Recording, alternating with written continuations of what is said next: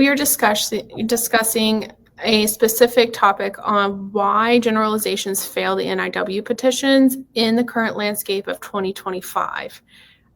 If you are familiar with the NIW or maybe have peers or family members who have pursued the NIW in the past, 2025 is really a new time for the NIW. So today we are diving into this topic.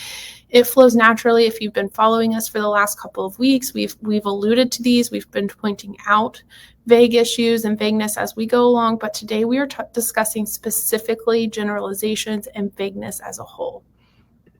And again, like we've been touching on this topic throughout the weeks. If you go back to our first presentation 2 weeks ago, I think we really did a deep dive into this as well. Because your proposed endeavor is like the foundation of your petition, you do need to be specific about what you want to do. It's important to show USCIS that you have a precise plan for how you're going to achieve your goals. Mm-hmm. Previously, maybe under previous administration, you might have been allowed to be a little bit more vague about how you're going to reach that goals, but based on updated policy guidance, it really is important to be specific and have measurable goals and use that concise language, not necessarily technical language, but something that the reviewing officer can read and clearly understand what you want to do. So in this presentation, we're going to dive into that a little bit more and then also have some space at the end to answer some previously submitted questions to kind of further elaborate on this topic.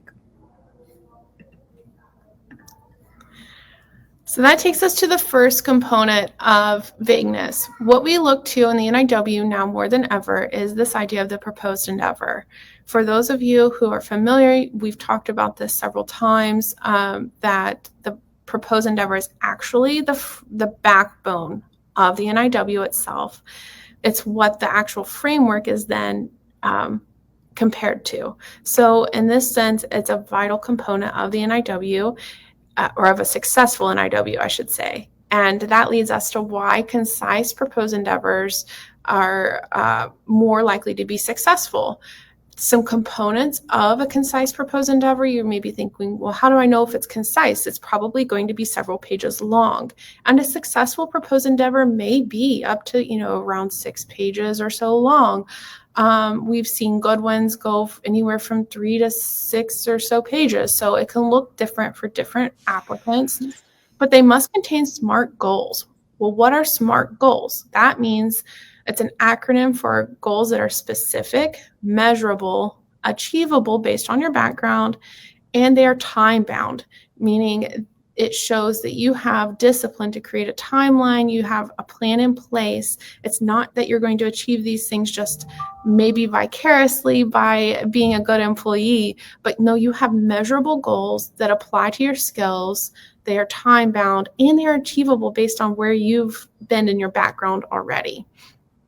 So this detailed description of your methodologies and tools that you will use is also extremely important. You have to be straightforward with USCIS. It needs to be, you can't talk around what your skills are or what your plan is. You must just get straight to the point. We want to see each sentence have a measurable impact in that proposed endeavor. And lastly, we also need to see a connection to national interest. What kind of problem are you addressing that the USCIS cares about? And it must be specific.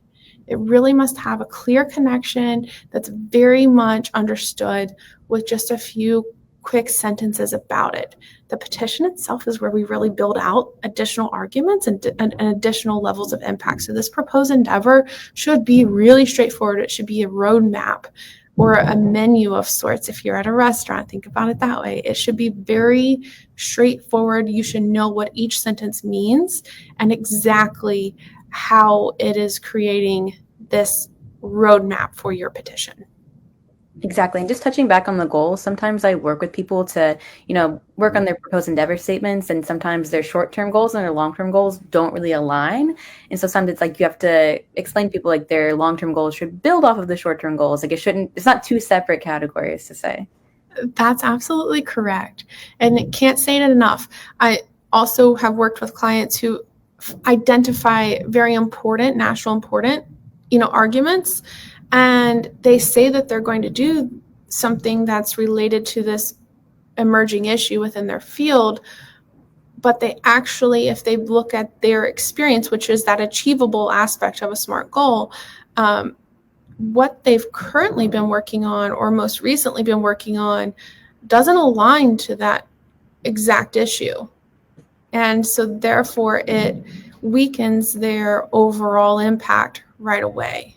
Now that we're kind of branching off from vagueness, but I think that it's important to articulate what a SMART goal is. And so that's why we took a few minutes here to do that. But definitely think about it. Each sentence should be very straightforward, should have a measurable impact to explaining what it is you are doing, how you have exceptional skills, talking about your methodologies. Are you doing something innovative? Say it. If you're doing something innovative, then clearly say it. The USCIS officer will not know otherwise. And that's not for a lack of caring. They're not experts. And similarly, if you're leveraging a multifocal skill set, this is a great place to discuss that and introduce that concept. But your dialogue must be extremely straightforward. Again, we can't talk around it. We must give the USCIS officer a very straight, clear path of understanding what the issue is, what you're doing to address it, which skills you're going to leverage, and in what timeline you plan to achieve it. Making sure that each item is connected so that it creates like a chain link. We don't want a broken chain, right? Or we don't want a weak link in the chain. So this is a good way to think of like a chain reaction of sorts. Exactly. And then going into other like common pitfalls that we see a lot in terms of like vagueness or just overall weakness.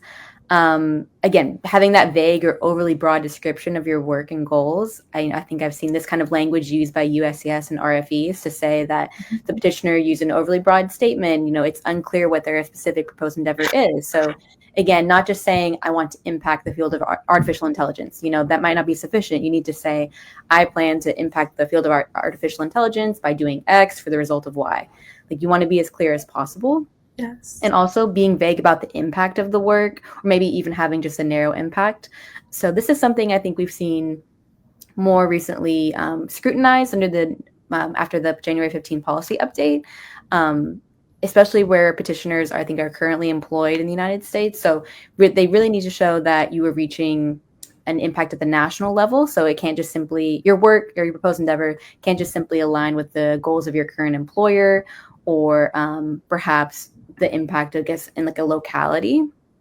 So sometimes I work with people and they want to say like, oh, I plan to work in an economically depressed area, as the language is used in DANISAR, but it's like, where is that really? And is that place truly economically depressed? If you're saying Los Angeles, that might not really align.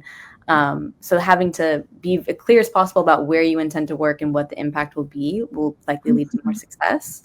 And again, failing to show the alignment with the national interests, just to broadly say that, health information technology is important to the United States might not be enough to show like, previous presidential announcements or to show federal organizations and federal goals that align with that are more successful.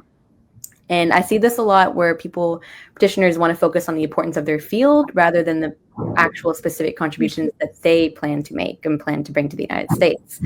So we see this a lot. I mean, a lot of these fields are so important, but we don't need to extol about the importance of artificial intelligence. We really need to extol about the importance of your specific contributions. What are you going to do that is going to have a measurable impact? Are you trying to employ X amount of people in the United States? Are you trying to, reduce fraud by X amount? Like those are the actionable items that we need to see, or that USCIS needs to see. And then overall, maybe insufficient evidence. Being vague about the impact will also lead to less evidence that can be supported with that. You want to be as specific as possible and to have all these claims supported by external evidence. And again, just going back to that importance of the field. So we're not trying to focus on your job description. That's what I'm saying. Unless Chelsea, if you have anything to add, I'll go to the next one. Yeah, so I think a couple of just quick points to draw out just a little bit further is that when we're talking about these common pitfalls, now this isn't just for, for RFEs or denials. This is when we are onboarding prospective clients as well. These are things that we're addressing from start to finish, sometimes based on client cooperation or patience. We can really delve out these issues a lot with great client cooperation. I think that's really an understated aspect to the success of an NIW petition as well, and attributes to avoiding vagueness. Because if you're working with a group of attorneys and we're coming back and we're saying, hey, your proposed endeavor, your thoughts initially are just far too vague. And they say, well, but what does a successful NIW or proposed endeavor look like? So vagueness generally starts with a proposed endeavor and will be a systematic plague throughout the entire NIW itself. And so when the RFE comes back and it says, hey, we don't have a clear understanding of what the petitioner plans to do, we know that it's not the NIW it's not the root cause in the NIW. We expounded on what we have. So for that part of it, I think that's why you can expect that we're focusing a lot on the proposed endeavor today. I think that's one of the best places to start to remedy vagueness. And if you're coming to an attorney and you're saying, hey, you've worked with several IT software engineers, divulge, what a successful proposed endeavor looks like.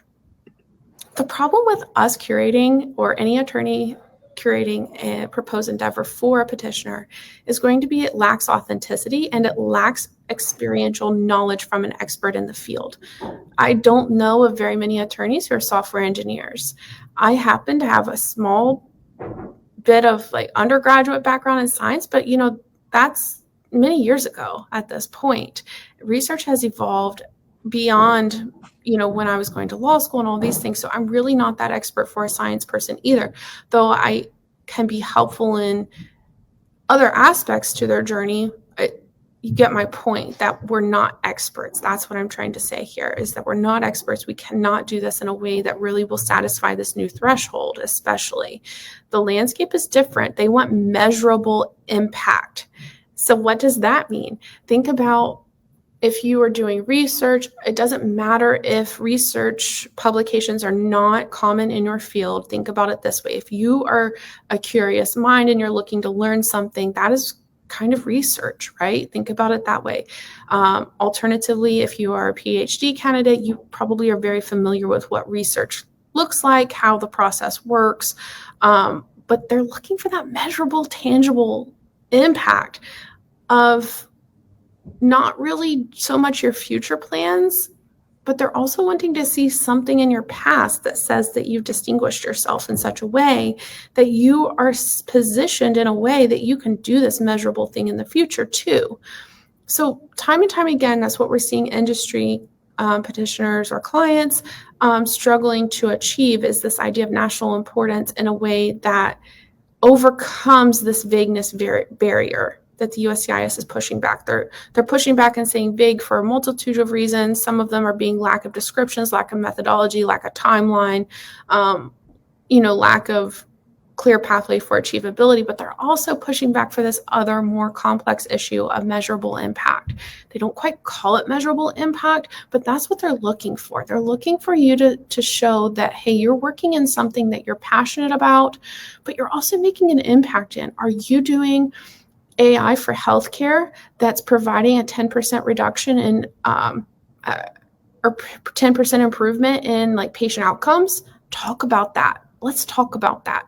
Let's talk about, okay, if you're already making a 10% impact, then what's to say over the next 10 years if you continue to implement, maybe you have a master's and a bachelor degree, or two masters that you're working together to kind of create a diverse skill set as a software engineer and an AI specialist or something along those lines. You already have measurable impact saying, hey, the work you've been leading is 10%, improvement in patient outcomes. Well, what's the forecast for the next 10 years? Could you make that 30%? Could you make it 40%? I don't know. Help us make some kind of tangible takeaway for that USCIS officer to really find and understand the value. There's power in statistics, and not just throwing aimless numbers out for the sake of getting a green card, but really digging in and going that extra step to make something extremely tangible, extremely clear for the USCIS officer to understand what it is you're doing in that impact. Exactly. Now we're going to transition to some questions, some about vagueness, some about the EB2 NIW overall. Let's see. All right, first one. Can I use the same proposed endeavor that someone else used if we are from the same field? Typical like lawyer answer depends, but likely not. Each proposed endeavor is unique and tailored to the petitioner, the client. So your proposed endeavor should align with your goals, your career trajectory, and it's so unlikely that it will really align with someone else from your field that might have the same specialization as you or same focus. So the whole key to writing this proposed endeavor is to write this a story kind of like backed by facts and data. You need to make connections from like your technical aspects of your past. If your past work, why was it important at all? In describing what your specific contributions were. It's so unlikely that will really align with someone else from your field. Again, same thing with writing this future proposed endeavor statement. You need to explain what's so special about your expertise, your specific contributions to your field, your achievements, your education, all the things that make you a good candidate to bypass the perm process. So again, very unlikely that will really align with anyone else from your field. The next question is, I've never worked in the United States. You talked about being specific. How do I prove my work helps the United States? That's a really great question. There have been instances where it's easier than other times. So there's the classic answer, it depends. There's so many subjectively objective variables. But our answer to this is making sure that you describe how your work has benefited the United States from abroad. So if you haven't worked on any national level projects in your home country, it's going to be more unlikely that you can actually meet this threshold. So one of our thoughts are on this, just to elaborate slightly further, is, are you working at an organization that has a U.S. branch? Are you working on projects that touch the United States? I'm currently working with a client who is working with a United States-based organization, but they're working on Asian projects. And so we really had to reach far to come up with something that we thought that we could really tie back to how they benefited the United States. But luckily for that person, they're working on like those SAP enterprise management systems. So there is some fundamental carryover in that way. Again, that's a really far reach, though, in my opinion. And what I think is going to be difficult for clients who have never worked in the United States or petitioners who've never worked in the United States is just really connecting they're wanting something tangible these days. There's more volume than ever in numbers in terms of petitioners. So making sure that your work has benefited the United States from abroad is going to be a crucial part of that framework that's been, we see that highlighted currently. So definitely part of the application to take into consideration before filing a petition or creating your strategy for filing a successful petition. Exactly. To be specific, it's not like that residing in the United States is going to be the deciding factor about whether your application is approved. It's your alignment with the NIW framework. And this, I think, falls under the well-positioned prong. If you haven't ever worked in the United States or you don't have any connection to the United States, that is where your application might fail. And again, we see a lot in RFEs, I think, that USCIS will use a language that they're not allowing, petitioners to use the NIW process to facilitate a job search. And so that, again, might fall under this as well. For sure. Next question, can I apply with a bachelor's degree from Bangladesh? Again, I would say this depends on your work experience and other skills. So to meet the advanced degree requirement, you could have a bachelor's degree plus 5 years of progressive work experience to get the equivalent in order to apply.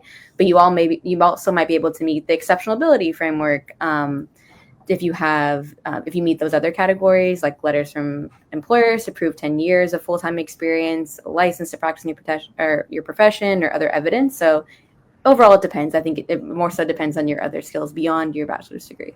Yeah, I think this is a tough threshold too. Typically, the bachelor's degree in 5 progressive years must be accompanied by awards of some kind. It's going to have a really stronger evidence, usually, to be successful. There is a pathway forward, but it really is, it's subjectively objective in that regard, and would definitely be worth looking into the supporting evidence. If you have very strong, compelling evidence, perhaps. We have gotten these kinds of petitions approved, but these people had either publications, high salary, they're working in the United States on US-based projects that were of urgent matters. So I think that those petitions that have been successful that I've seen have had very compelling evidence to support it. Agreed. Yeah. Can I write that I want to start a company or build a product in the United States? Will that help or hurt my case? This is a complex question. And I think that generally the American dream comes to mind when people are writing these proposed endeavors. They want to come to America, provide a better place for their family, potentially have a business in our capitalistic market. And so all of these dreams come to play, but they cannot overshadow whatever is individualized about your expertise, what is exceptional about your expertise. Now, there's no hard line that the USCIS says that there's no entrepreneurial endeavors are allowed. But I think that one thing to really consider is that you will be reviewed under scrutiny of being a successful entrepreneur in the United States. So that's a tough barrier. We'll look at your funding. We'll have to petition about your funding, business model, success in running businesses, similar to what you propose to do, as well as whatever your expertise is. And so I think that tends to be a very difficult hurdle to overcome, and it doesn't end up helping as much as making things more complicated. Again, evidence will come into play if you have strong compelling evidence that we can leverage. It's not that it's impermissible. It just tends to get too congested and takes away from the actual core of whatever the person is trying to do. Now, starting a business can have some long-term benefits if you are in an industry that has proprietary aspects to your short-term goals. I think technology people or tech experts is who I think of immediately with this. Starting a business could have some long-term benefits in the sense of giving you a bit of reach nationwide, but even that's limited because the scrutiny is so high now that they don't feel like starting a business by itself is really enough. They want to see some kind of already existed networking connections, like not just starting your business, but more evidence that it would be a successful platform.